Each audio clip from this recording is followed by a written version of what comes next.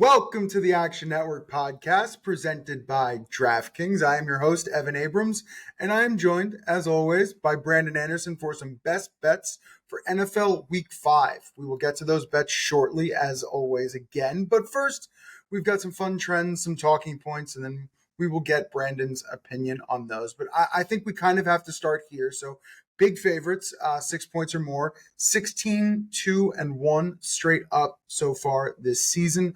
That is the fewest outright losses for 6+ point favorites since 1979. That was a fun manual lookup by myself. I think the thing that's interesting, of those games, only 10 and 9 against the spread. So margins are tight, and that becomes a theme in a second. But before we get back to that, I feel like the other storyline, and in terms of gambling, at least, the public talking about it, the Lions and the Titans feel like they become storylines. On Detroit's side, 14-5-1 ATS last 20, 21-7-1 ATS last 29, 38-13-1 last 52. So cover machines. And then on Tennessee's side, the complete opposite. 2-15 ATS, 3-18, 6-24-1, 8-27-1. You guys understand where this is going. It just feels like every single week it's an inevitable one. So we will see if this becomes the same this week, because those spreads are a little inflated. I think it becomes a good storyline. And then finally, what I think is probably the most interesting for trying to handicap this week, the total, it's just basically a betting balance. So the totals market has been a bit different than what we talked about earlier through 64 games. 32 overs and 32 unders, always fun, exactly 500. And then this one I think is more interesting. We're entering week 5. We have no undefeated ATS teams and no defeated ATS teams, a balance through 4 weeks. This is only the third time since 1990 we haven't had a 4-0 ATS or an 0-4 ATS, 2010, 2005. Brandon, hit on any of those you would like. Yeah, a lot of parity so far. It feels it too. It's been hard to get a read on a lot of these teams. Yeah, you mentioned Detroit and Tennessee. We'll come back to those games. I wanted to bet against Detroit this week. It's such a Cincinnati bounce back, buy low type spot. It's just really hard to bet against the Lions right now. And I think it is an obvious buy low spot on the Titans, except it's been a buy low spot for like an entire calendar year now.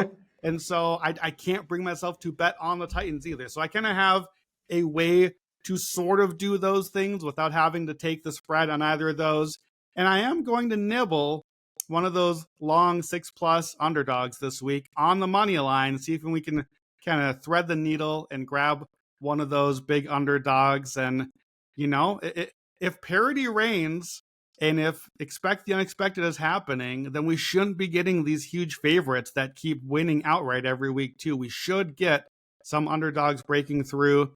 16-2-1 straight up sounds pretty good, but is like 1 or 2 results away from suddenly flipping the ROI on the money line because you're making so much when you get it. So yeah, it's early. These trends are interesting, and it's always like, okay, so do we follow them? And is that what's happening? Or do you fade and expect some regression? And there's not an answer. You kind of have to do both sides and just do your best with that. At least initially, 16-2-1, but 10-9 ATS feels like it tells a nice little story there. But before we move on, don't forget to sign up for Action Pro for real-time pick alerts from experts like Brandon Anderson, myself, our entire Action Network team. Plus, you can access our pro projections powered by Sean Kerner and our predictive analytics team. Just go to actionnetwork.com/pro. Get $20 off the annual price with a promo code POD20, POD20. So don't miss out on the best bets at the best prices. Visit actionnetwork.com/pro. Use a promo code POD20, POD20 to get $20 off a year of Action Pro. All right, it is the main course. Let's get to some Week 5 best bets. So if you want to tail some of these bets, look for the quick slip link in the podcast and video description, or this is my favorite. Go to actionnetwork.com/bet now. Has all of the bets listed there. Just click. Beautiful quick slip. Amazing. All right. Best bets.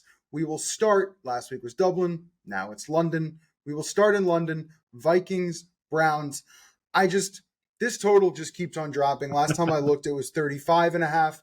The look ahead for anyone understanding was 41.5 before we even got to this week of matchups. So Brandon, Falling knife, what are you doing?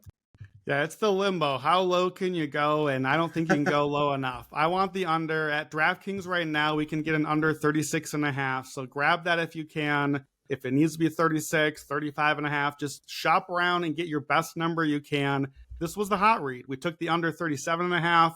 37 is kind of the last key number going down. But look, this game, this could be like 9-6 on Sunday as the final score. And I don't think anyone would even flinch. Like we know what's coming in this game. Everyone knows the defenses are way better. And why I'm bringing back this pick, even though it was the hot read, is because I'm going to add to it. It's mineshaft season. We're going to go way down under in London, but maybe down under like Australian style here. So to recap the angle, in case you don't know, the defenses are the story here. Browns defense, second in DVOA, second against the run. They shut down Joe Burrow when healthy. Lamar Jackson when healthy. Man, it's been a month. Jordan Love. Vikings offensive line, not healthy. Brian O'Neill, Ryan Kelly, Donovan Jackson, probably all out. 3 starters. Christian Darrisaw is back, but hasn't been that great yet. He's still kind of getting back healthy. They've allowed at least 3 sacks in 5 straight games, 27 sacks in that stretch. And my guy Carson Wentz just doesn't have an internal clock. It's not happening. And now it's Myles Garrett and Malik Collins and all those guys up front. I don't see that going well for Minnesota offensively. On the flip side, you get the Brian Flores defense, number 1 pass defense. Hey, I know. What if we debut a rookie quarterback in London against the league's best pass defense and all that pressure and all that blitzing? Cleveland is missing both tackles. Browns are dead last in success rate on the season, despite having the second easiest strength of schedule defensively so far. So they're not even facing tough opponents, and they still can't score 18 or less now in 17 consecutive non-Jameis games. So I'd kind of lean Vikings here. It's a great travel spot for the Vikings already overseas. It's Gabriel debut. Brian Flores, you had this in your article, I think. Since 2019, when he became a head coach against rookie quarterbacks, 9-1 straight up, 6-2-2 ATS. But importantly, 16 points a game allowed, negative EPA per dropback, minus 0.16. So I don't think the Browns score here, but 3.5 feels like a lot when the total is this low. And I don't even know if you can kick a field goal. You could win 3-0 in this game for all I know. So typically, low international totals, I probably want the over. Totals below 42 internationally are 9-3 to the over last week. That hit here. However, as you pointed out, this is the lowest total we've ever seen internationally. It's so low, I just don't think it fits into the trends we've seen overseas. I think it goes to an entirely other category. So some trends on the under here. 13-mile-an-hour winds expected. Windy unders last 4 seasons, 62%.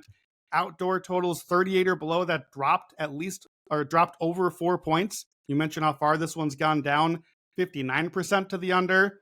Since 2012, totals below 36. Looks like we'll get there.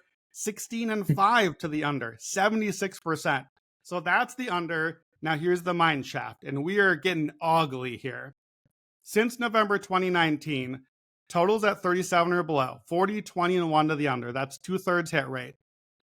Out of those games, or 61 games, over half of those games finished at 30 or below. So we're going under 30.5 plus 190. We're going under 27.5 plus 290.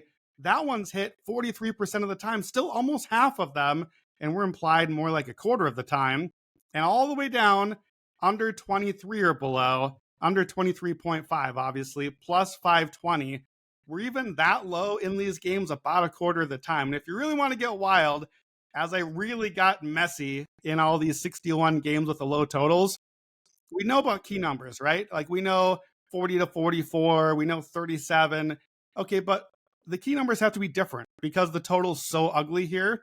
What I noticed is that 18% of the games in this range with the low total finished at 25, 26, 27, 26, 25, 27, 26, like right in that range. So really ugly and gross. Over 24.5, but under 27.5. We're shooting for right through the middle, getting a 25 to 27 total at plus 900. Look, if we get to watch garbage Sunday morning football, we may as well have some fun with that. Take the mine shaft all the way down, and let's hope nothing happens. I guess my only question on that parlay, what's the price on 23.5? Like how much does it cut it? Because I feel like 24 is relatively key when you get that low, but regardless, it's the grossest thing I've ever heard. Yeah, I mean 24 makes sense just because like 24 nothing, 14 to 10, Yeah, like it's clear how we get there.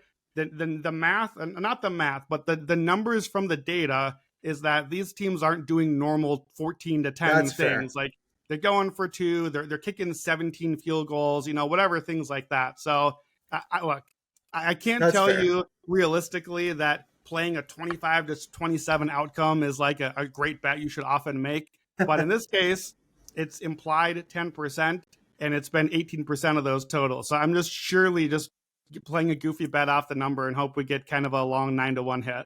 I haven't looked at the odds, but Reichert over 1.5 field goals from Minnesota feels like free money at this point with the tackles, and they're going to get down there and they're going to get stifled by the other side defense in Cleveland side. So, 3-1 to the under for the Browns this year, 13-8 last 2 years, third best in the NFL.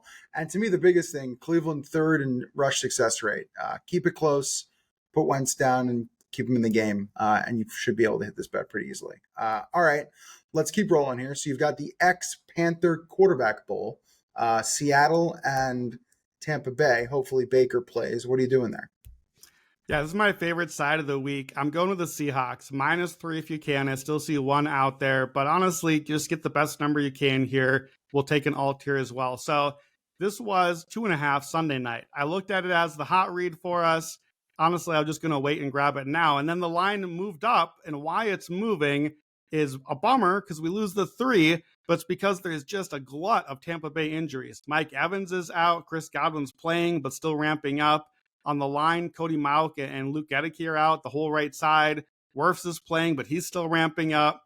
The corners and safeties are a little bit banged up. So you got cluster injuries at receiver, line, and in the secondary, like the 3 places where they hurt the most. Bucky Irving might not play now in this one. Baker's probably going to play, but he's got a knee and a bicep injury on the injury report. Seattle, on the other hand, they got extra rest. They played Thursday a week ago, so they have extra time to get healthy and get right, while the Bucs are just banged up all over the place. And I just love this spot anyways. Before all the injuries, I think Seattle's clearly the better defense. They've been so far the better offense. They're the way healthier team. I like the coaching better.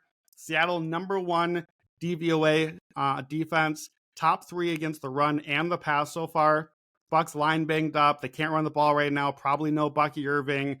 I think Seattle defense is a great matchup for them. And then offensively, we know the Bucs are great stopping the run.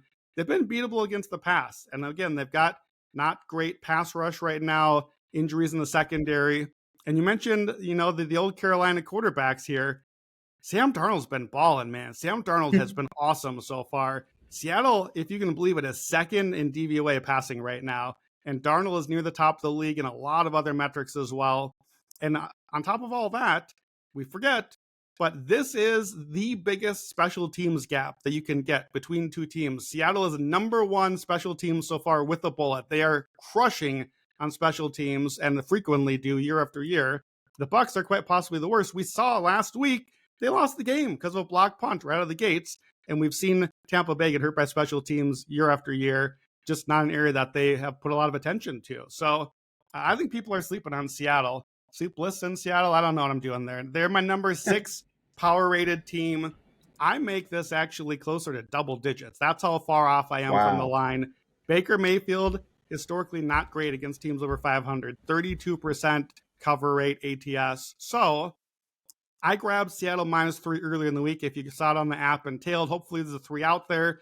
3.5 if you need it. We lose the key number, but I can't be too upset about that. Mike McDonald in Seattle, 6 of 13 wins. So almost half of them have been by double digits. Average margin of victory, 10.5 points. So I'll play Seattle, but I'll also play a Seattle -9.5, +215. See if we get that double digit win in a matchup that just looks like one where if the Bucs do get behind, maybe they just try to get healthy a little bit and get out of here. And then I think if you like futures angles also, I mentioned this in my column this week. Seattle, Washington, and Denver are the 3 kind of coin flippiest playoff bets, make or miss right now. I don't think Seattle should be in that group. And this game in particular is a big part of it. This is the second highest leverage game this week. From PFF, if Seattle loses, they have Seattle 39% to make the playoffs, but with the win, 66%. So if I like Seattle here to win, then I should like them a lot in the playoffs too. 4-1 in the NFC, you're in pretty good shape. And it's near even odds, minus 115. So I like the Seattle escalator there too, if you will, a futures escalator to invest into the future, get this win. And even if they didn't somehow, we still have a lot of chances to get there. So love the Seahawks, rocking the Seahawks shirt today. Our islands haven't gone great this year, but I guess let's go back to Seattle Island for the week and see how that goes. I mean, to be honest with you, I like most of the angles with Seattle here. I think the biggest thing is the cluster injuries. I think they're big on both sides, but I think on Tampa's side, it is a long, long list. The trend that they're going to have to buck on the road, Seattle 9-1 straight up, 6-3-1 ATS under McDonald. They're only 4-7 straight up, 3-8 ATS at home in Seattle. So they've had a tough time kind of looking like themselves at home lately. Here's the one I kind of like though. So there is a trend, at least recently, last decade, teams going EST to PST playing on the road, which is Tampa Bay this week, 89 and 63, 59%. But in Seattle, only team not profitable in that spot, 12, 16, and 1. Every other location, 62%. So this trip to Seattle, especially Tampa Bay, Seattle's on the longer rest, feels like the right spot to me, especially with the injuries, which probably trump everything I just talked about. Yeah, so I'm going to go Cardinals and Colts. Give me the favorites here. At 7.5 for the Cardinals, tease down to 1.5, and Colts at 7, tease down to 1. Just kind of looking for classic Stanford Wong teaser here. So you want home teams 7.5 to 8.5. You want to tease those down, or road teams 1.5 or 2.5. Underdogs you want to tease up. The point is the same on those. You want to cross off key numbers. So that's what I think we're trying to do here. Lately, 7 is bleeding down to 5 and 6, 3 down to 1 and 2. So I know we're not quite at that 7.5 for Colts, but I think we're crossing off a lot of key numbers here. If you can't do a teaser at your book, just a money line parlay will probably get you a pretty similar price at this point. So why do I like the home favorites? Cardinals, similar to Seattle, who we just talked about, this is the other team that played Thursday night, so they get the extended rest. It's just a good bounce back spot for Arizona. The Titans are terrible. We talked about them right off the top. They're dead last in DVOA. They're bottom 7 running and passing, offense and defense. They're 3 in a bajillion against the spread in the last whatever time. The Cardinals are not good, but they're not terrible. They're not the Titans. They're fine, and I think fine is good enough with extra rest against just a terrible Titans team that why haven't we fired Brian Callahan yet? Colts, the Colts offense is balling. That's been one of the stories this season. Top 3 in EPA per play, success rate, dropback success rate. Top 2 in series conversion rate. 77% of their series are turning into another first down, only behind Buffalo. Just moving the chains, keeping things moving. And I know the Raiders defense has been a little better than expected, but on paper, still bottom 3 talent coming this season, especially in the secondary. And I think it's fair to expect Daniel Jones and this offense to regress later in the season. But so far, they've scored 33, 29, 40, and then 20 last week. But remember, they fumbled a touchdown, literally just untouched out the end zone at A.D. Mitchell. Like, they're basically at 27 and up. I looked at just the Colts team total here, too, if you want just a solo play. I think it's fair to expect the Colts to come down a little bit. But we saw them blow out Miami and Tennessee. This is kind of the range that the Raiders are playing in right now. I think that just sets up as another one of those games. So Cardinals, Colts, just teasing them down, just get the win, basically. If you are in a Survivor League, these are the 2 teams I'd be looking at here as well. So, yeah, Cardinals, Colts, teaser, basically down to a money line parlay. Yeah, I saw Titans here, and I had to make the assumption you weren't moving it up to 14.5. That wasn't the bet we were going to make here. All right, let's keep rolling. So one more before we get to the lightning round. Texans and the Ravens. Obviously, no Lamar Jackson, Cooper Rush in the lineup. I'll say this, just off the bat, since the start of last season, over is 18-5 in Ravens games. Best in the NFL, but that's Lamar Jackson. On the other side, Texans, 16-7 to the under since the start of last season. Best mark in the NFL. To me, that's at least more what you're getting in this game with Houston. They've got their full, kind of army of players. So what are you doing here? Yeah, I'm going under. No surprises here. I'm going under, and we're taking the mine shaft. So Texans, Ravens, just we're not going to see a lot of points. This is ugly. This is should have been maybe the game of the week for week 5 a month ago. And now it's It's just true. like, can anybody survive? Like Houston a week ago was 0-3 and left for dead. They're road favorites now. Like that's how ugly this has gotten for both of these teams. It's kind of like, in wrestling terms, like loser goes home. One of these teams drops to 1-4 and is just like on life support after this. So I grabbed this under early in the week. Be sure to follow on the app. If you've got it early or saw on the app, there was a 45 still on Monday. There are 43 and 44s. And of course, all the Baltimore injury news came out, not just Lamar Jackson, but like literally all. Like I can't even list off all the Ravens names. It'd be better off just listing the healthy guys. Like there's nobody left anymore. Of course, Lamar is the big one. And as of taping Thursday, there's like some murmurings. Oh, well, maybe Lamar is day to day and not week to week. Maybe he'll play this week. Guess what? The books have not moved anything. The total, the spread, they did not change off of those. So I'm not really too worried there. Total has dropped around 4 points. I don't think it was high enough to start with. Or I don't think it was low enough to start with. And I don't think they've dropped it enough for Lamar Jackson being out. So Ravens defense, terrible. We know this. Injured everywhere. Like my entire matrix, I bold when it's an injury is just bold all the way across for the Ravens. But it's Houston. Can they really take advantage? I don't think so. Houston in 4 games has 6 touchdowns. 5 of those 6 took till the fourth quarter. 4 of the 6 started in opposing territory, and 2 of them were broken plays. Like one of them, the defense literally wanted them to score the football. That's what it takes for the Texans to find the end zone. Nick Caley, no answers. Offensive line, no answers. CJ Stroud, major regression so far. And then the flip side is the even bigger twist. You mentioned all the Ravens overs with Lamar, though. So Texans defense, the one unit on the field we can still count on here. No Lamar Jackson, no Ronnie Stanley, the best blocking guy on the offensive line. And by the way, no Lamar Jackson to cover all the failures of the offensive line and kind of scramble around and make some magic happen. Cooper Rush, not that guy. 20 points a game, just over that in his starts. And if you remember in recent years, whenever Lamar would go out, Tyler Huntley unders were just like a cash cow. So you had some of these stats. You did the work for me in your article. No Lamar Jackson. Here's what happens with the Ravens. Since he became the starter, Baltimore's win rate dropped 70% down to 29%.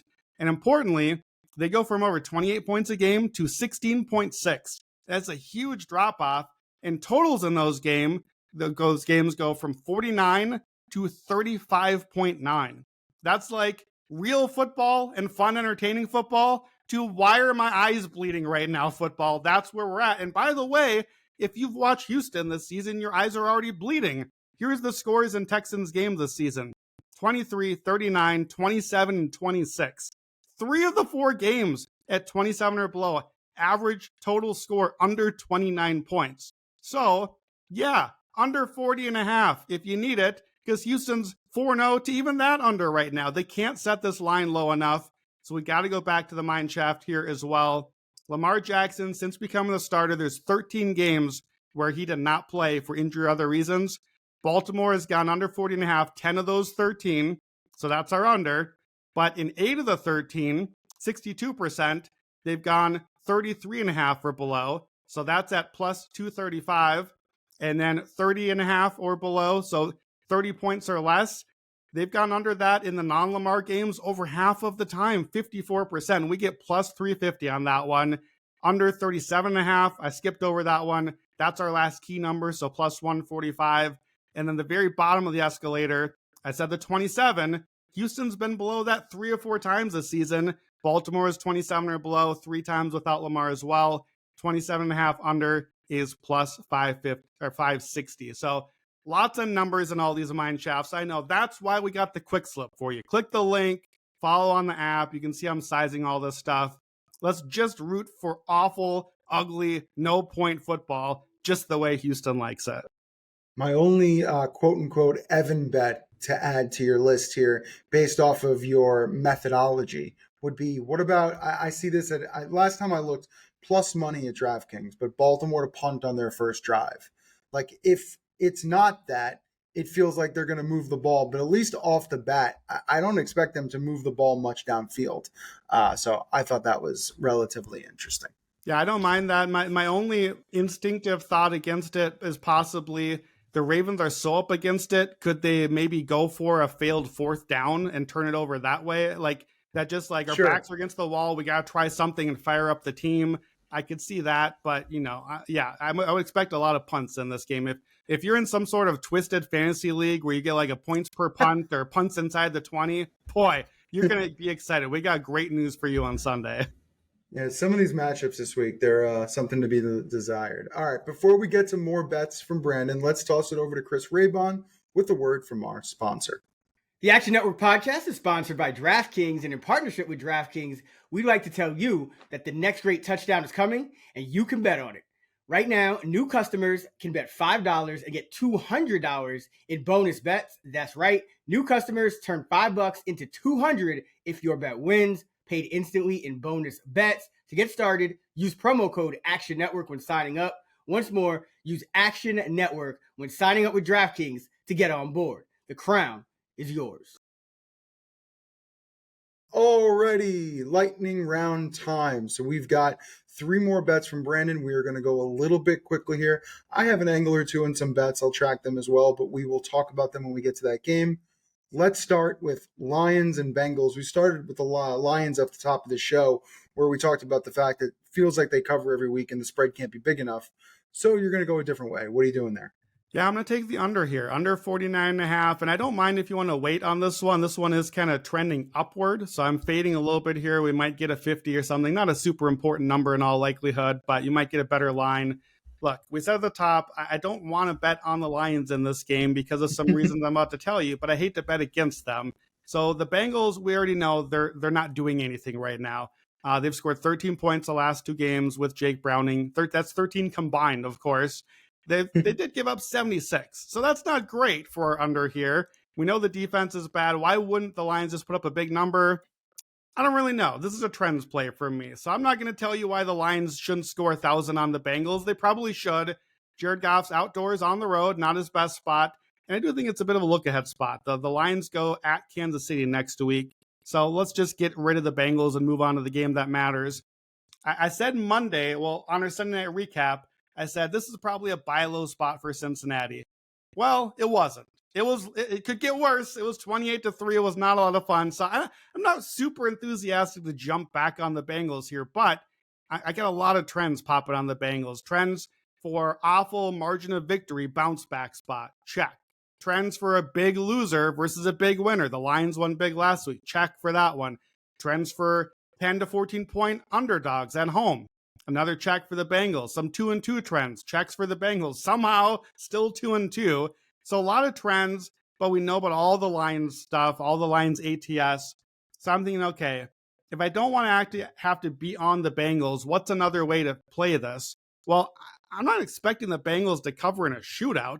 They can't score right now. So if they do cover, it's probably just low scoring. It's probably the Lions just kind of went through the motions and got the job done and get out of there. So here's the trend that popped for me. And this is the only reason I'm playing it really. Totals over 45 since 2013 with a home underdog of a touchdown or more. 67% to the under by a field goal. And if you push it even further, because this is way over 45, that same trend but narrowed, now make it 48 points or higher on the total. We're at almost 50 here. And a home dog of 7 to 12 points. Listen to this result. 49, 16, and 1 to the under. 75% rate. We only get to bet that trend like 3 times a season. So I don't love it either. The Lions have a game with 68 points and a game with 73 points. But guess what? They got a 44 and a 40 in there too. So I'm going to follow the trend.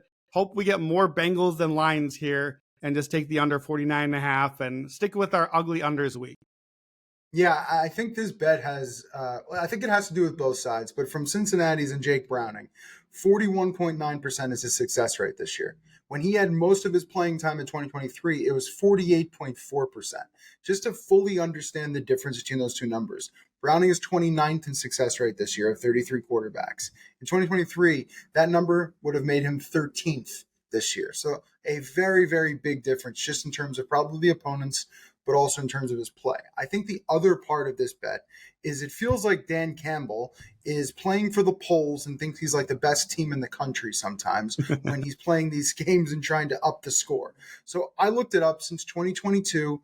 When the Lions cover, the over is 25-16, which makes complete sense. So what Brandon said is right. Cincinnati is going to have to somewhat be in this game unless it's just an absolute goose egg. And then, Detroit just can't score 50. So there are a few ways here, but yeah, this number is massive. And we saw Detroit hit that under last week. That way you just said. We played that one, Detroit-Cleveland, and hit the under because Cleveland just no-showed on offense. And even though the Lions did score points, it still went under. So we can go that way too if we need to. All right, let's keep rolling. Sunday night football. It's a whiteout. Patriots, Bills. I have a better two for this game as well. Probably going to track in the app, but I'm going to let Brandon go first. What are you doing? I'm going the long shot play here. I'm going to nibble the long shot Patriots on the money line plus 360. So let me make the case here. I think the Bills are just a touch overrated right now. They're 4-0. They're getting the number one power ratings bump, right? Because there's nobody else. Like, who else can be number one? It sure as heck isn't the Eagles. We've talked plenty about them. No thanks for me on that team this week. The Bills played the Jets, the Dolphins, and the Saints the last 3 weeks. So, what do we know about this team? They've played nobody except the Ravens in week 1, which may remind you they were getting trounced for 3.5 quarters before coming back. And how does that look now in hindsight with that Ravens team as bad as that's gone since then? So are we sure that the Bills are this juggernaut 4-0 team? Josh Allen, 7-6 against the Patriots. It's by far his toughest division opponent. It's his most losses against any teams. Bills, Patriots, 4 straight one-score games. Okay. So how about ATS then? 1-score game covers the spread. Well, I'm not quite convinced of the Patriots enough to get a cover. And if I'm not convinced, then I'd rather just hope I'm really right and go straight for the money line. So Patriots, I do like this team. They're playing ahead of expectations on offense. 13th in DVOA, top quarter of the league passing. That's a Drake May stat. Drake May has been awesome. This is a guy that I've been very high on. He is ripping it through the defense right now. And I think this could be a great game for Stephon Diggs. He's slowly been ramping up on the snap count. It's obviously his old team here. Great kind of buy low spot for Diggs forward. The weak spot for the Patriots has been their defense. It's opposite what we thought coming into the season. The offense is ahead of the defense. I don't mind that because the defense hasn't been healthy, but now has Christian Gonzalez back, the star corner. That bumps everyone down a spot. Now Carlton Davis is number 2. Now you have a great secondary in what's been a bottom 5 pass defense so far. And obviously you need that against the Bills. So I like how this defense can shape up with an offense that's already ahead of the learning curve. Bills defense, 21st in DVOA, not that great so far. And the Patriots should have a big special teams advantage too. They've been really crushing on punt and kick returns this year. And we're seeing special teams have a huge impact week after week. So again, I mentioned the ATS. There's a lot of trends here that would go Patriots, some 2-2 trends, some big division underdog trends. But Mike Vrabel as a 3-point underdog or more, 64% ATS, that's pretty good. But in those 41 games, he has a winning record as a 3-point underdog or more, 21-20, 59% ROI on the money line. And if you go to 6-point underdog or more, still 7-7. You're not supposed to be a 500 coach as a 6-point underdog. So guess what? 102% ROI on the money line if you bet those Mike Vrabel games as a 6-point dog or more. I don't love the matchup here for New England in that Buffalo wants you to beat them with a run, and Drake May has been what's going well for New England. That's why I'm going to skip the ATS. But if I'm right and it's close and Drake just has a big game, I'm going to go for the kill. So Patriots plus 360 on the money line. And I think, too, again, with the futures escalator here, even though the number is a little lower, I think it's a great spot to buy a Patriots playoff ticket. Patriots to make the playoffs plus 172. In my article this week, I looked at all the 2-2 teams. That's New England. In the AFC, there's only 9 of those. One of them's the Bengals, who I don't think count. So there's really 8 teams for 7 spots. Maybe whoever wins Ravens, Texans this week, maybe they're another team in that mix. But by the way, 3 of the teams above the Patriots right now are the 3-1 Colts and Jaguars and Steelers. And I bet you don't believe in at least one of those teams, maybe more than one. So I think this is pretty open. And here's the thing. Normally, I would say, well, why buy the Patriots ticket right now? They're probably going to lose the Bills. Why not wait till later? Well, here's the reason. I mentioned leverage earlier. At PFF, this is the biggest leverage game of any team for the week. And it's the Patriots, 36% to make the playoffs right now. But here's where the leverage is all upside, and it's upside for our ticket. If they lose, they drop to 31%. No harm done. We've lost very little. Your ticket's not going to get longer by waiting. But if they win, you're never getting a plus 172 again. They jump to 60% to make the playoffs with the win and tied for the division lead. Here's what happens after this Bills game. For the Patriots, Saints, Titans, Browns, yes, please. Falcons, Bucks, Jets, Bengals, Giants. I didn't skip games. That's the whole schedule until the bye week. If they win this game, they're on track and going to make the playoffs. So I don't want to wait around in case the money line does cash. I'm going to grab the ticket now, and I might just grab it again later, even if it doesn't hit here. So Pats on the money line, plus 360. New England to make the playoffs, plus 172. You did a great job there, Brandon, because you didn't sell me on Patriots to make the playoffs when you talked about just the game, but then you gave me the schedule coming up, and I said to myself, how could I not? So well done. I'll say this about your Patriots bet. So just blanketed, you took my Vrabel stats. Aside from that, in terms of he just keeps it close. So 7+ point underdogs in our database, 19.4% straight up. When you take them off of a win, 20.7%. When you put them at night, 24%. So I think in this scenario, especially division, it creates an opportunity. Now, let me just give you my two bets quickly in terms of how I see this game. So Buffalo's rush defense allowed 26 10+ yard rushes in the NFL this year, most by 6, more than any other team. So I think this is a Travion Henderson week on both the ground and in the air. 6 yards per carry. I just think they need to figure out a way, 6 yards per carry in terms of Buffalo, what they're allowing. So I think they need to figure out a way to get him the ball. The two bets are Ramondre Stevenson under 8.5 rush attempts. He only had 9 last week, and I feel like his carries are going to start coming down. But here's the stat. So all New England running backs, 27 carries while trailing this year, which, again, even if they win this game, we feel like it's going to be back and forth. But only 27 carries, 11 from Henderson, 9 from Gibson, only 7 from Stevenson. So I feel like if you get into that mode, I just don't see him in the game much. So that's the way I would play that. And then 2 fun parlays. So I think Travion at 2 touchdowns at 22-1 is something I'm going to nibble on here. If I think he's going to get the playing time and in a game with a 50 total, I feel like there's an opportunity. And then a little bit of an anti-correlation parlay. So can't parlay this at many books, but I like Stephon Diggs under 19.5 longest reception. So Buffalo this year only allowed 5 completions of 20+ yards, fewest in the NFL. Mays A-Dot this year, 28th in the NFL. So I feel like that helps with, hopefully no after the catch. So the parlay for me, especially in a Diggs return game to Buffalo, where there's going to be a little bit of that going on, under 19.5 longest reception, you could parlay with a touchdown at about 8-1. So basically keep him in check. Patriots you could even add Patriots money line to that. There's some few things that'll be fun there, but that's the way I look at this game. Yeah, I think that's interesting. It should be a fun game. Like initially a week ago, as we were kind of looking ahead to the schedule, I was like, kind of a snoozer maybe with the high line as we're getting ready for a podcast. It's always a bit of a rush on Sunday night. I don't think so. I think it could be not like a shootout back and forth type. I think we're going to probably get some long drives on either side from this game. And so maybe kind of a shorter game in that way. I wouldn't mind not a 17-hour workday this Sunday with the London game in the morning. Can we not go 40-40 into overtime again? That'd be fine with me. But I think it'll be a fun game. I think we'll have fun talking about it as we lead off the recap on Sunday night. All right, last lightning round bet here. You're going to have to explain this one to me. So this is a go big or go home situation. So tell me why you're buying into the Dolphins. Tell me why I'm buying into the Dolphins. Maybe this is therapy. So here's where I'm at. Dolphins at the Panthers. I'm going to make 2 bets here. So let me tell you the bets off the top and then talk myself into or out of them from there. So I'm taking the team total on Miami. but I'm taking an alt, and only the alt. I don't want the regular median outcome. Over 32.5. The regular line is 22.5. So give me the Miami over 32.5 plus 455.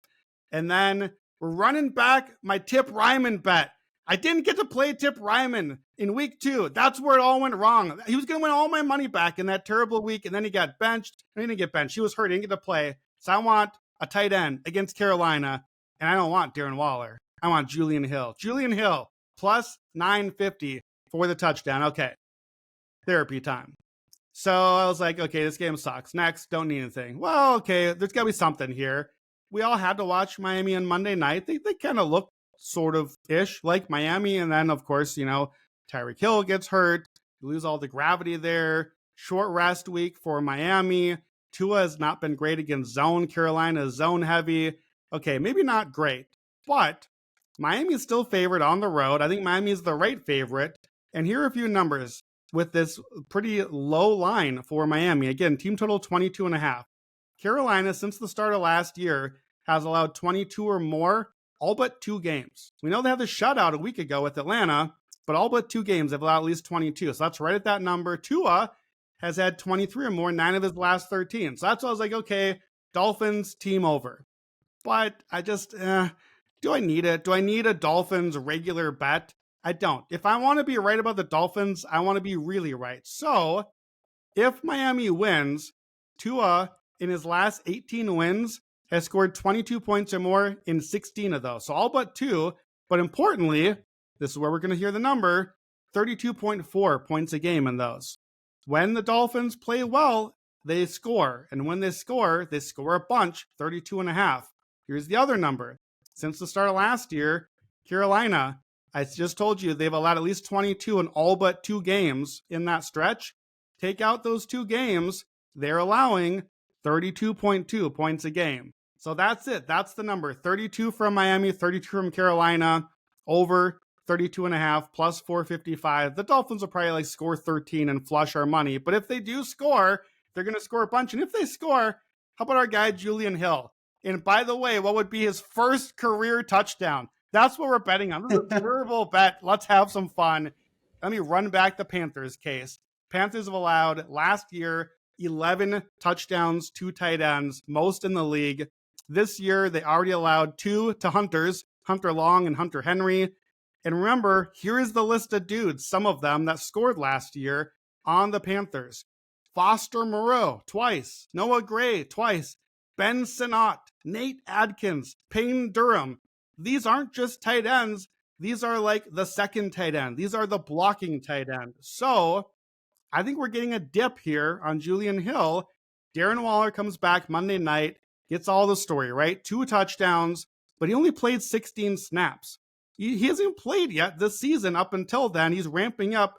Julian Hill is still the tight end 1. He played 41 out of 58 snaps. He's the blocking tight end, and they need him out there. So I think he's on the field, and we just need 1. This dude's got 20 career catches. So we're probably only getting 1. We got 1 shot at this thing. He has 2 catches in 4 games this season and no touchdowns ever until this week. Plus 950 at DraftKings. Let's go, Julian Hill. There is nothing you can do, but I am going to bet him for last touchdown because I feel like that is the right route. Right at the end of the game, you never see it coming.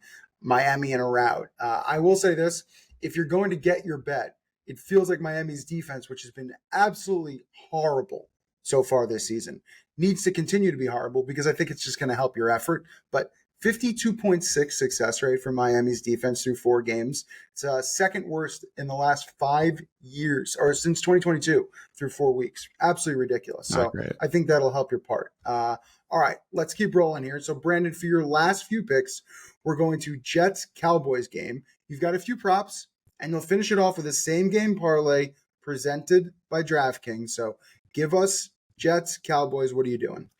Yeah, so I'm gonna have a few bets here. Let me kind of talk you through it, and then we'll recap at the end. So I looked very hard at just betting the Cowboys spread here. Cowboys minus 2.5. I like a lot of things about Dallas. Trends. I've got an 8-0 trend spot for Dallas. Normally that's an open closed case for me. I'm just betting all my trends. Week 5 and 6 road favorites you want them right now. Since 2021, road favorites in weeks 5 and 6 are 35 and 15 against the spread, 70%. A lot of trends here would support Dak as the favorite. Dak 63% ATS against sub 500 teams.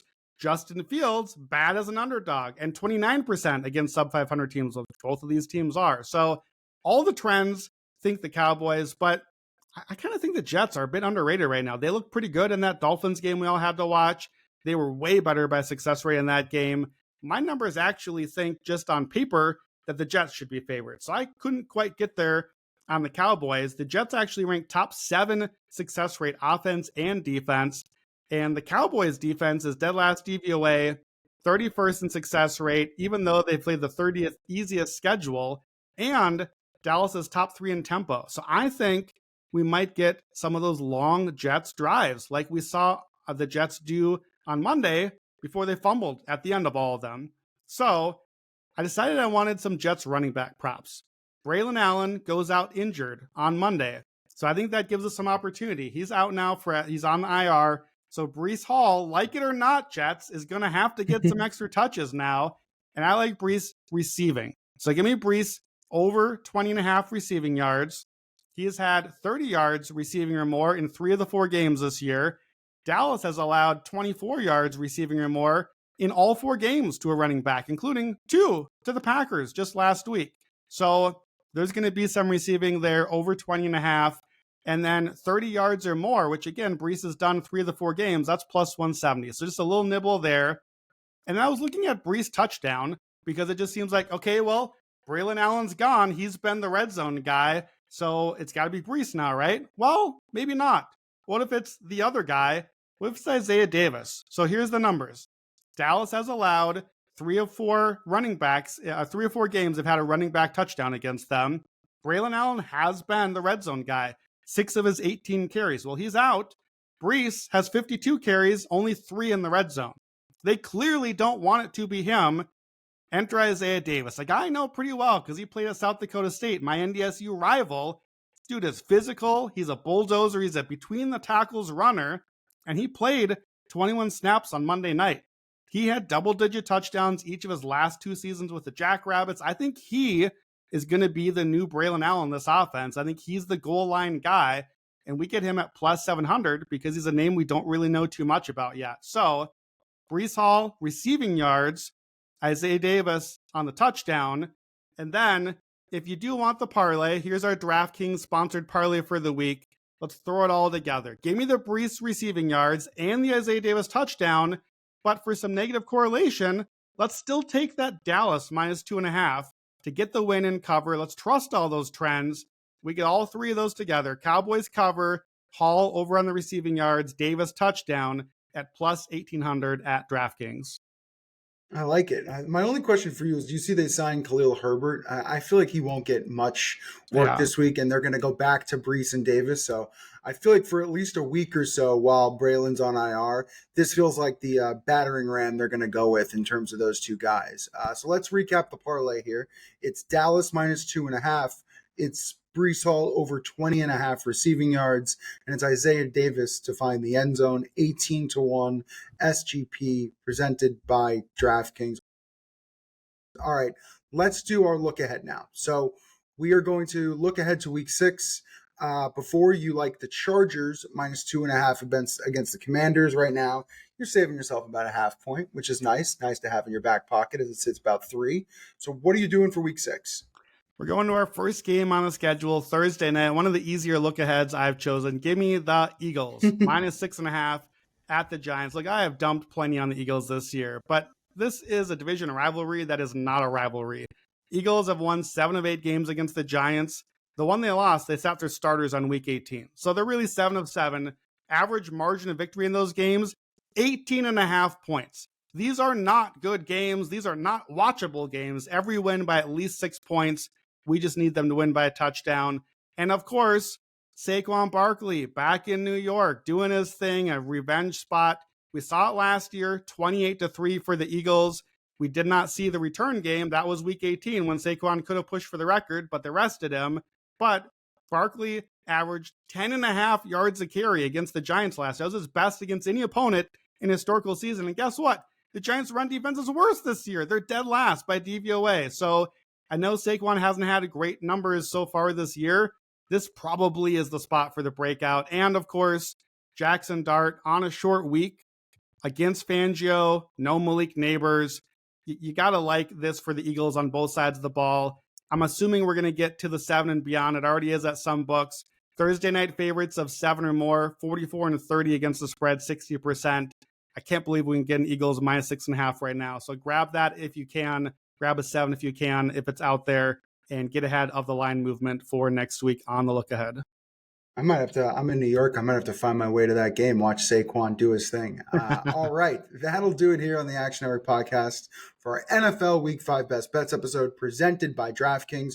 Do not forget to download the free award-winning Action Network app to see more from all of our Action Network contributors.